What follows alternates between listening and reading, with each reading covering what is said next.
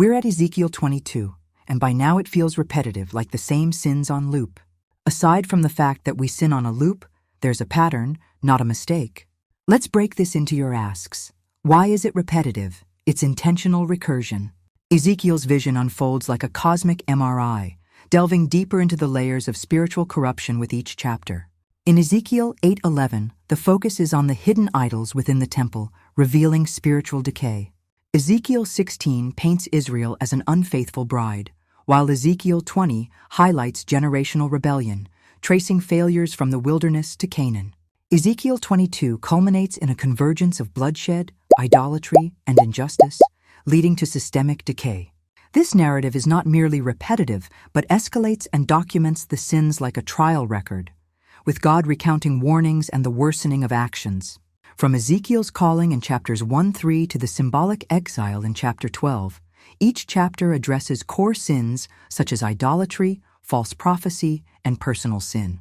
The vision captures the collapse of wealth and pride in chapter 7, the departure of God's glory in chapter 10, and the judgment of corrupt leaders in chapter 11.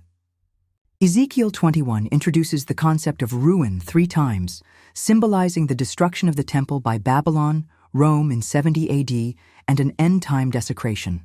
This repetition signifies certainty and echoes the threefold fall of Jerusalem, ending with a messianic promise linked to Genesis 49:10.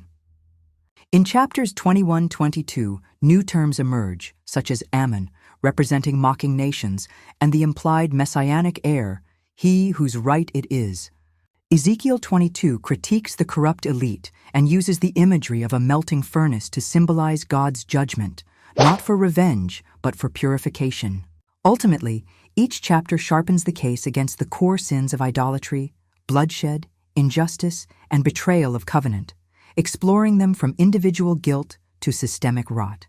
As the vision progresses, judgment begins to wane, and hope starts to awaken.